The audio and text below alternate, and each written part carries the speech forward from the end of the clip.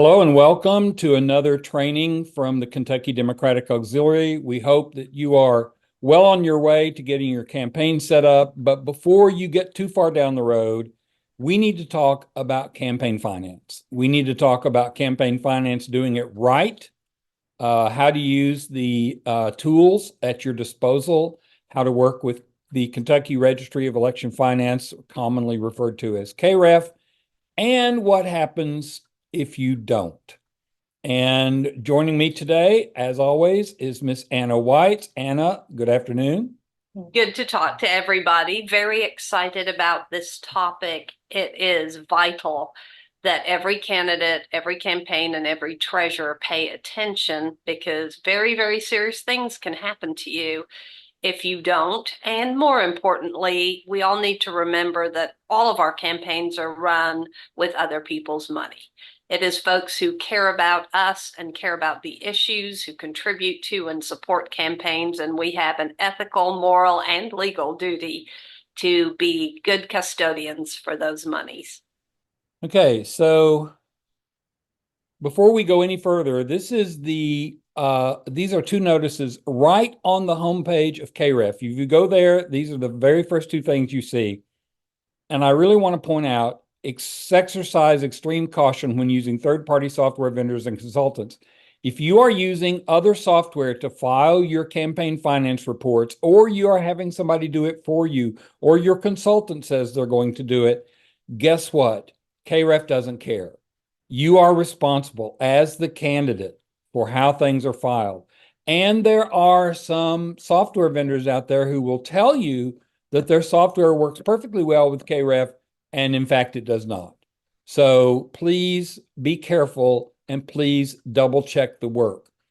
The second thing I want to point out is right under that is Guides to Campaign Finance, new updated versions.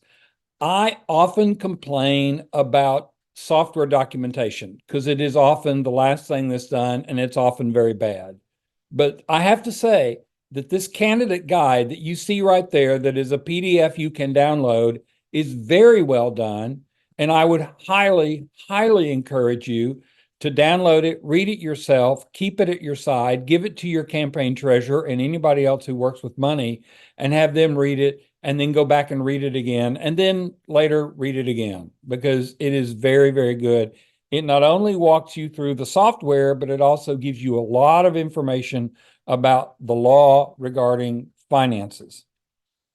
Okay, so the very first thing that you have to do, unfortunately, is you have to leave the KREF site and you have to set up a single sign-on for ky.gov. The state has put in place a single sign-on utility that pretty much everything you do that requires a login at kentucky.gov goes through this site. So you have to go set yourself up a kentucky.gov single login. So go set that up. You'll notice in the lower right, it says, don't have an account, sign up. So you've got to go sign up for an account. That's the first thing. Once you have done that, you can come back to the KREF site. And when you log in, you'll see your name and you'll be a candidate and you'll have a candidate number and all this information down underneath there. Now you can edit all of that if you need to. Obviously, this person is from Rhett, Kentucky, which I think is just Teddy Boone doing it for documentation purposes. You'll notice that there is nothing else on the screen except this giant purple button over to the right that says Start Statement of Spending Intent. Before you can do anything else with money, you have to tell KREF what you're going to do. Yes, I intend to raise money for my campaign. And yes, I intend to spend money for my campaign. So the very first thing you have to do is do your spending intent. So to do that, you have two choices. You can either do the exemption on the right and say, I'm not going to spend or raise any more than $3,000. And if you do that, you don't have to file any reports and you're home free, in terms of filing KREF reports. You also will more than likely lose because you won't have any money. But some people choose that. And then over to the left, you see no exemption. We're going to raise more than $3,000, and therefore I intend to file all campaign finance reports directly with the registry, and so on and so forth. You will notice underneath that that it says primary election. And below that, if you were able to scroll down, it would say general election. Why? Because each election requires its own intent, its own spending intent filing. So once you decide to run in a primary, you do the primary spending intent. And then assuming you win your primary and you're going to run in the general, you come back here and you do another one, and that's for the general. So then you have to confirm it at the very bottom. And something to note about that page is a lot of folks, particularly first timers or small races, start out saying, oh, 3,000, I'm not going to need more than that. And then they get a generous donation, or they have a need and see they need to fundraise for more than that.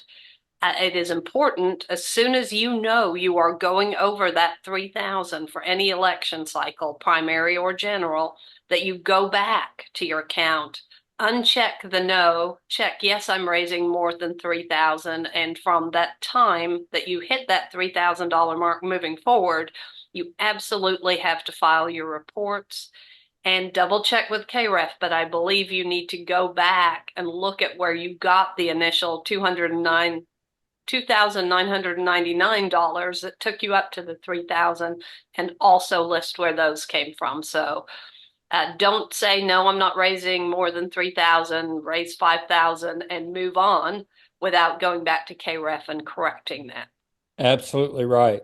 Because they will get real upset with you if that is the case.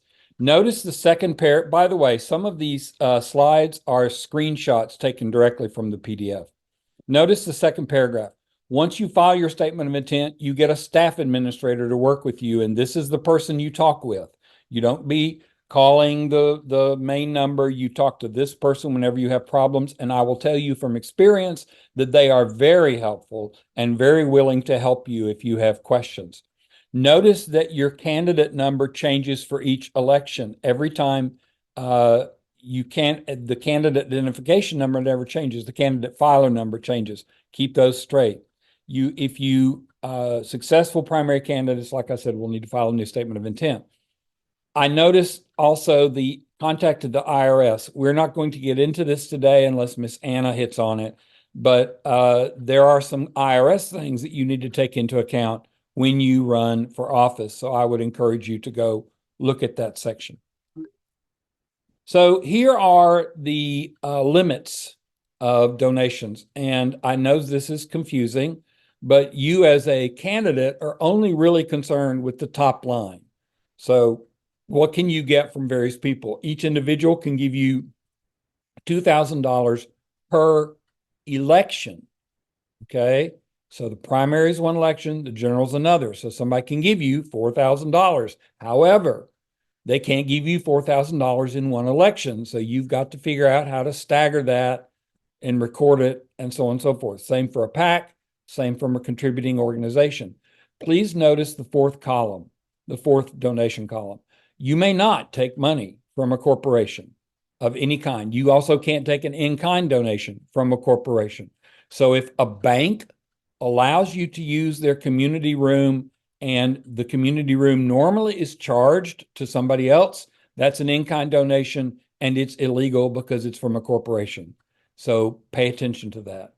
The executive committee can give you money. The caucus campaign committee can give you money, and they can give you tons and tons of money. But if you count on that, you are silly.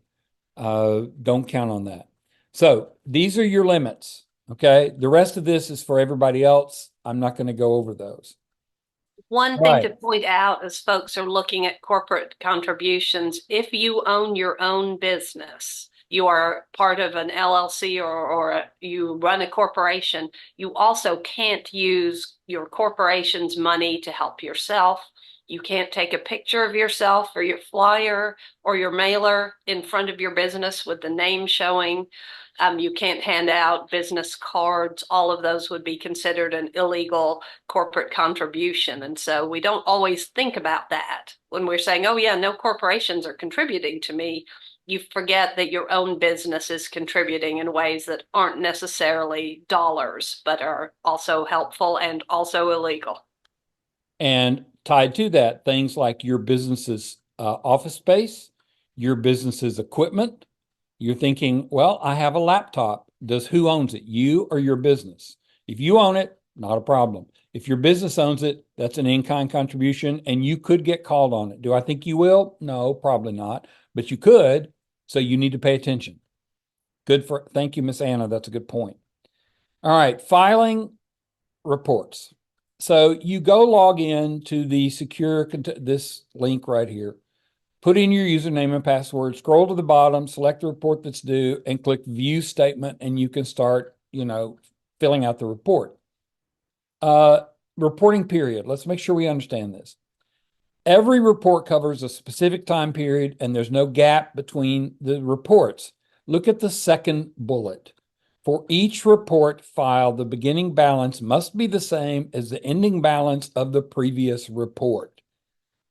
There are certain ways that you can get KREF's attention. This is one of the biggest. If you file a report, these are not stupid people. They look at your report and they go, well, what was their closing balance last time? Oh, it's different. Something's wrong. So you've got to make sure about that. Notice the exception. If you win in the primary, you will have overlapping reporting periods, which can be an interesting problem keeping records, but we'll come to that in a minute. And then look at the last bullet. If you have money left when you get done, you are required to file annual supplemental reports and until you have no balance. I'm going to say something about this later because I'm getting ready to do a story about people with delinquent reports. But I think a lot of candidates get through the general election, and if they lose, they go, well, that was nice. And then they don't remember that they have to do an annual report till they have no money. So, you have to pay attention to that. All right. When you go log in, you're going to see this. You are filer number 400,110, and over to the right, you're going to see 3 dots. That's a menu. Don't just think it's some sort of bug on your screen. It's an actual menu. When you click it, you will see this: view intents, your intent to spend, view financial statements. If you click on view financial statements, you will see something like this, and it says you are supposed to have a quarterly report due, and it's not, so it's overdue. So you can either click the create statement button there, which will take you to creating a statement, or you can click the 3 dots up at the upper right and you will get this screen, create statement. Okay. And at that point you go in and you create the report. Statement and report, same thing. Now, this is the screen you will come to. Now, I have to tell you, as somebody who did all my reports when I ran on paper, I wish this had been there because it is so much simpler. Now, it looks complicated, but if you look at it a section at a time, receipts, you see over here, receipts, add, you have a big add button. So you click that and you add a receipt. Over to the right, debts, loans, obligations, expenditures, in kind, you add. It's very simple. You just fill it out and then you're done. Now at the top, you can see how you're doing. You have a report in progress. You can click view report. That isn't submitted. That's just viewing it. So you view it and you check it and you go, yep, that's right. Then you can do submit report. And at that point, you have submitted the report and we hope you did it on time. Now, I am not going to walk through all the steps in here. I'm not going to walk through the difference between itemized and unitemized and all these various channels over here. I will simply tell you that all of this is described in detail in that PDF that I told you you should get and read. Every bit of it is described very clearly. Okay. All right. So once you are ready to submit it, you click the submit report button. You review it, make sure it's all good. And then don't forget this. At the bottom of the screen, type your name in the little box. Unless you can figure out a way to sign it through your screen, good luck. You type your name, then you click the box that says, I certify I've examined this, and then you submit it. And you're done. At that point, you have submitted your report. Notice what it says.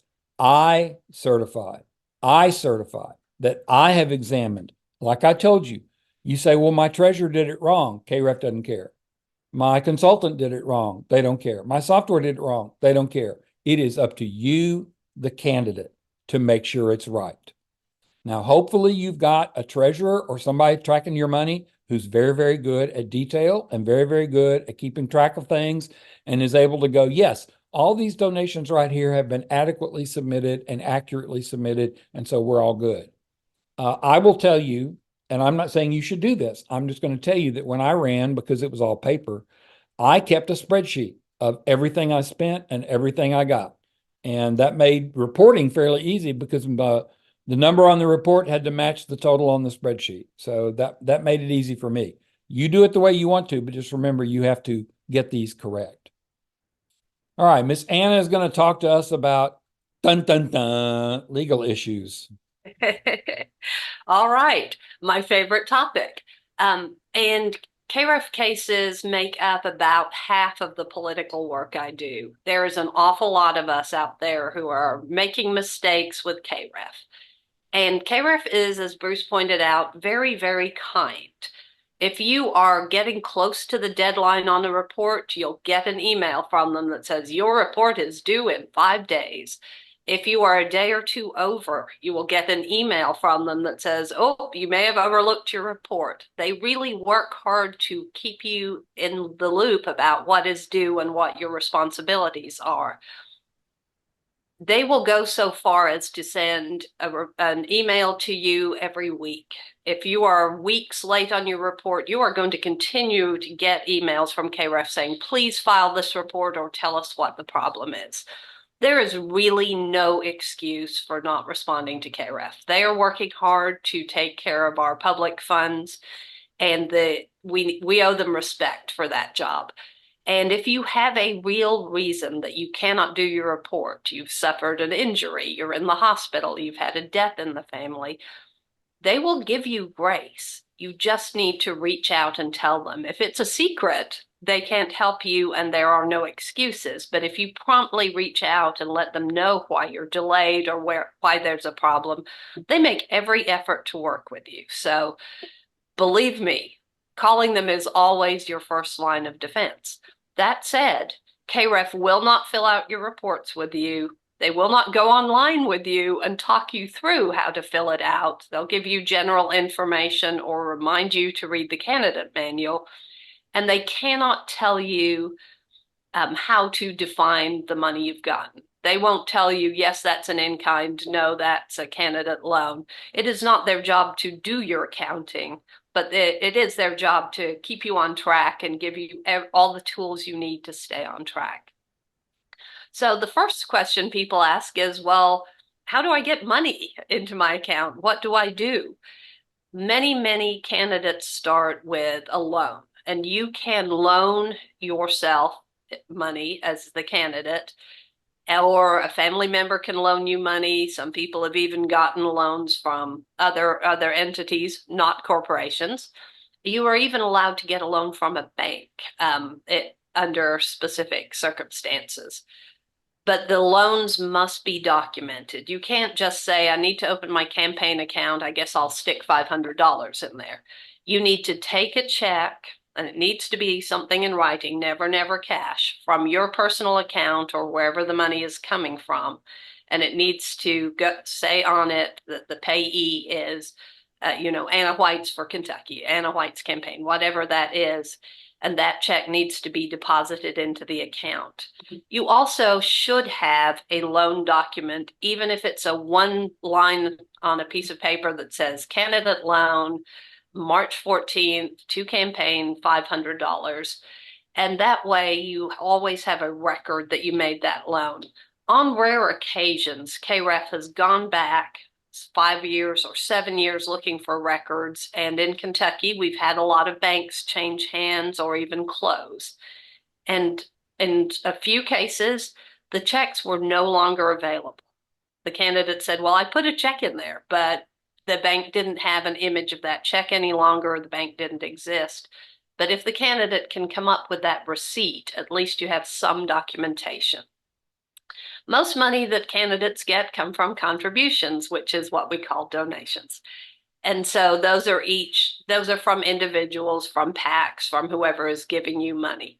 Candidates also get contributions to their account with tickets to fundraisers. If you have a fundraiser for your campaign and people are paying price of entry, $100 a ticket or whatever that is a contribution to your campaign. It has to be recorded as a contribution to your campaign, as everything does, by the contributor's name, their job, spouse's name and job, address. Are they retired? You have to have all that information for every contribution you get, and that does include tickets from fundraisers. I've seen a bunch of folks handing out tickets and taking hundreds of dollars and then not catching that donor information.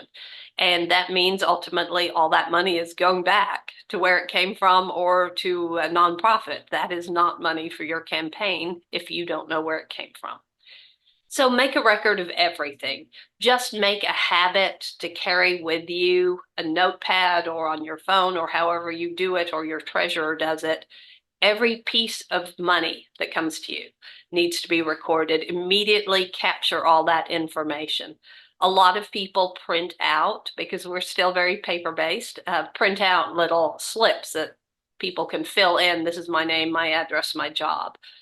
That way you're not, as the candidate, standing there taking money from people and trying to remember whose money goes with which address.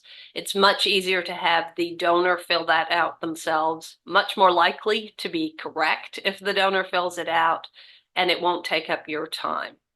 If you're having a fundraiser or an event, the best thing you can do is recruit a volunteer to sit at a table and make sure that everyone who puts money in the basket is filling out a form. That's the best safeguard you're going to have for contributions. I Next think slide. that, let me add that some candidates are shocked when they first start to learn that not only do they have to get the name and address of the person giving the money, but the person's spouse and their spouse's job and their job. Right. One of the gotchas is people who set up something in PayPal, for instance. Well, PayPal doesn't record any of that stuff. And so if you set up something like that, you can't do that because you can't get that information. That's why so many people use ActBlue, because it does capture that information. Good point. Definitely. Contributions in cash. As a lawyer for candidates, I would say never take cash. Somebody offers you a $5 bill, back away slowly. But if you do take cash, make sure it's under $100 per contributor, and always make a record of the donor. There may be a little wiggle room if someone drops a 20 on the table and walks away. You can probably keep that and not make a record if you don't know who they were. But it's a good idea to make a record of anyone who gives you anything, because they may give you $20 today and $5 next week and $50 in 2 weeks. And before you know it, they've exceeded that $100 threshold. And if you haven't written down any of the dates or dollar amounts, it's going to be very hard for you to accurately record that.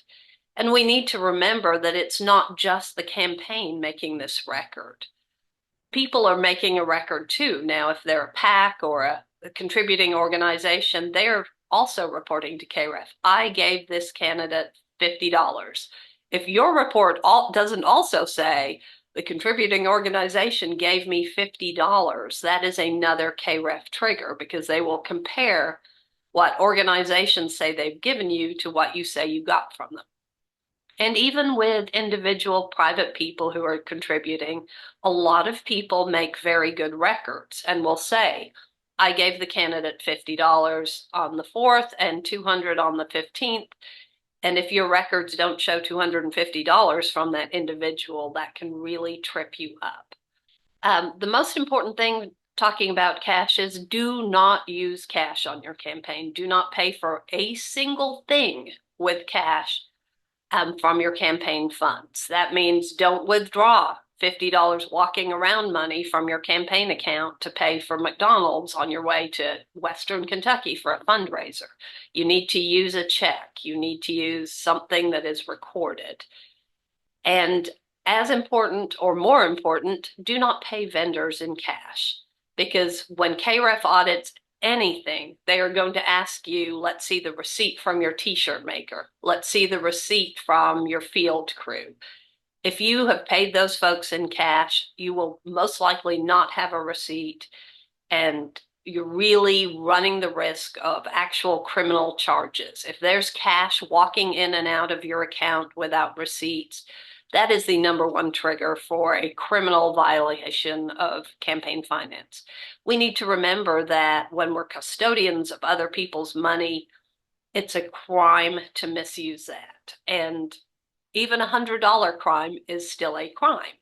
And so you want to really keep in your mind to be as careful with this money as you would if you were, holding the school's money or the governor's money. This is very precious commodity, and you're going to be judged by the way you handle it.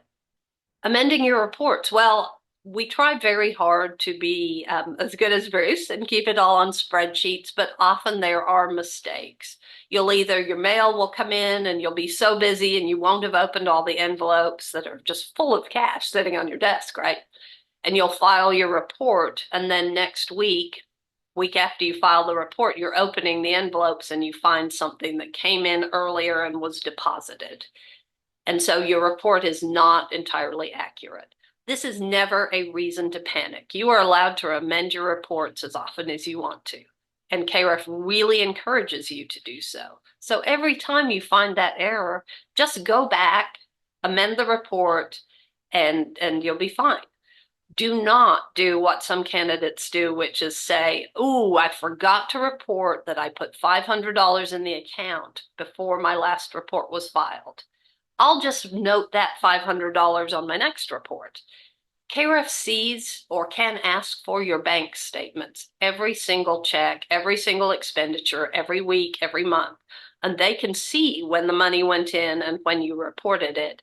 And it is a violation of the law to take $500 in a reporting period and not report it as having been received till the next reporting period. So you need to stay on it. If that money has gone into your account, it needs to be on the report tied to that deposit date. You're going to make mistakes, so don't freak out, because it's going to happen. You will make this mistake at some point, but instead of just carrying that number forward to the next report, go back, amend the report that was incorrect, and make it correct. There is no cost to amend if you amend timely. If you don't amend for a year or 5 years or too long, you will probably face fines and penalties for failure to timely amend. But if you just amend in the course and scope of your campaign, you will not be penalized.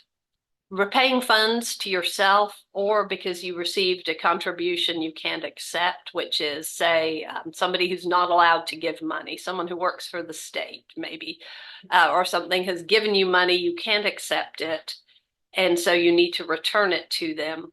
You need to go ahead and note that on your campaign finance report, that money was taken back out of the account and returned to the contributor. We typically encourage candidates to do that with a nice note that says, "I can't accept your contribution because of X. I really appreciate your support for my campaign. Look forward to seeing you," or "look forward to your vote in the fall." You want to make it kind. If they call you back and ask more questions, like, "I know you couldn't accept it because of this reason, but maybe if it's a lobbyist, maybe you'll accept it after session," you can always say, "Absolutely, yes. Circle back and pay me when you can." But you do have to actually return that money to them. You need a cover letter and you need a receipt that says, "I returned this money to Bob," because you are going to be asked questions if you're audited about whether you did that. If you're repaying funds to yourself, you were the candidate, you loaned $500, you want it back. You cannot go to the bank and just take out $500. You need to document a check from your campaign account that says loan repayment in the subject line, and it needs to be the exact sum that you put in needs to come back out to you. Do not charge your campaign interest. Do not charge your campaign late fees for not paying you back in time. Just make it be the same sum each time. Also, very, very important to remember is keep your records for at least 5 years. The statute requires 5 years. KREF has on occasion asked for even further back if there's a problem and they're looking at all your records. So do not throw away a scrap of campaign paper for at least 5 years. If you are planning on storing those records electronically instead of in their paper form, go ahead and scan them in and upload them. I still urge caution in shredding those, but as long as you have one solid copy, that's good. But definitely do not throw something away that you have not preserved in some fashion. And if you're using a treasurer, if your treasurer has those records at the end of the campaign, ask your treasurer to give those to you. Because if KREF files an action against you, it will say Anna White's treasurer, Anna White's candidate, Bruce Maples treasurer. You'll both be in front of KREF, but you as a candidate are much more liable than the treasurer is for your mistakes. And the treasurer's liable too, and can be charged and fined just as you are. But KREF is always going to hold that candidate ultimately responsible. And a friend you have today who is your treasurer may not be around in 5 years. I have many, many candidates who are out searching for treasurers or consultants who walked off with the records and they never saw their records again. KREF will not accept that as an excuse. My treasurer left the state and she took my records will result in a substantial monetary fine to you and a published opinion that says this candidate was careless. And you don't need that. So keep everything, every scrap, at least 5 years. Fines and penalties. KREF has a bill pending before the legislature to increase the fines and penalties. So this is now, it may be more by the time KREF would ever audit your campaign filings. There is a $500 penalty filing minimum. So if you make a mistake or do something badly intentionally and KREF finds that mistake and calls you on it, you're going to owe a minimum of $500. If your filings are late, there is a $50 a day late fee. That mounts up fast. It is capped at $5,000, but that is a big hit, and it is an actual fine that you have to pay back to KREF. So try not to be late, and if you are, let them know immediately and see if you can mitigate that fine. KREF, when they audit your reports, if there is a problem, they will ask you to appear before them in an administrative hearing. You don't have to have a lawyer. You can go by yourself, but it's like a little trial. You're going to be sworn under oath. You're going to sit in front of their board. You're going to give testimony. Their lawyer will ask you questions. The members will ask you questions, and there may be witnesses.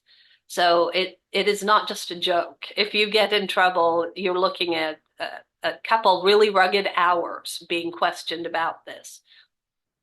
And in some cases, if you have really been egregious with your late filings, or you've been super careless with records, or you've done something intentionally wrong, or something that you knew you shouldn't do with your campaign money, like go to Florida with your campaign funds, KREF can also refer you to the Attorney General for criminal prosecution. And as we sit here as Democrats and look at our Attorney General of the other party, I don't think we need to treat that as a joke. That is a serious result that has happened to people in the past and will happen to people again. So it's incumbent on everyone to take this very, very, very seriously. This is more serious than your own checkbook, and you need to treat it that way. Disposition of unexpended funds. If you are First, I want to say Miss Anna's rule is I don't want $1 left over after that campaign. Leave it all on the field. But if you are a lucky candidate or a well-funded candidate or just a really thorough and diligent candidate, you may have extra money left after your campaign. Do not look at your campaign account the day after the election and say, wow, I've got $6,000. Woo, what will I do with it? Because remember that vendor bills and other expenses will probably come in after the election. And so you may be paying checks for your election as late as December, January after the election. So that's why you get that 60-day period for your final KREF report, because they figure that by that point you will have paid out everything that you needed to. Also remember, if you loaned your campaign money and you have some left over, pay that back via check with a receipt. But if there is still more money left, that money can be disposed of by law as follows. Escheat to the state treasury. I don't recommend that you let the state just take your campaign fund. You can return it pro rata to each contributor. That's complicated. That means laying out all the addresses of your contributor and writing a lot of checks. It can be transferred to the state or county executive committee of your political party, or to the caucus campaign committee of your party. I'm a huge proponent of giving the money to your county party because it's your county. You know what they're going to do. You see the good that they do for people you know. And it also is a really good way to help them remember you for the next time you run. It can be donated to any charitable, nonprofit, or educational institution that is a 501c3. Or you can keep it and then transfer it to the next campaign to seek the same office, whether that is you running again in 2 or 4 years, or whether that's somebody else running for your office. That's probably my second favorite use. But definitely don't just leave it sitting there. Do something to close it out if you are not planning on running again. Because as Bruce said earlier, as long as you keep that open, you're going to have to file an annual report. You're going to have to keep track. If your bank closes, you'll have to move it to a new bank. So don't leave $100 in there and walk away and not think about it again, because at $500 a day for late filing for your annual report, that 100 will turn into a $5,000 debt before you know it. So I hope we have appropriately encouraged you to do what you need to do to keep your campaign finance house in order. Always feel free to reach out to me if you have lawyer type questions, and to KREF for pretty much anything you want to ask about your account. But treat it seriously, keep really good records, and hold on to those records for 5 years. Let me share, as we close, let me share a couple of things. You need to have a really good procedure in place for how you handle this. Basically, a flow chart, a workflow. I take it, I put it here, I do this, it goes in this stack, it goes in this bot, whatever. But you need to have a good process. And if you are one of those incredibly fortunate people who suddenly has all this money rolling in the door because everybody's excited about your campaign, if you don't have a process in place, you're going to screw up somewhere. So get a process in place and then go raise all sorts of money. The second thing is, I want to emphasize and back up what Anna just said about this is not a joke. And this is not money that's yours. There are candidates who have taken money and spent it on personal things, like meals, like whatever, and that can get you in real trouble. And the other thing is the late thing. Like I said at the beginning, I'm about to do a story on Forward Kentucky about delinquent reports, and it's not a Democratic or Republican problem. It's a bipartisan problem. And some of them are 1,000 days late. Well, if this bill goes through the legislature, that won't be 5,000. It'll be a lot more than that. So pay attention. If you have any questions, contact Anna. You're welcome to contact me as long as it's not a legal thing. I don't do legal. And I think that's all. And we're really glad you watched this and hope it was helpful. All right, run hard.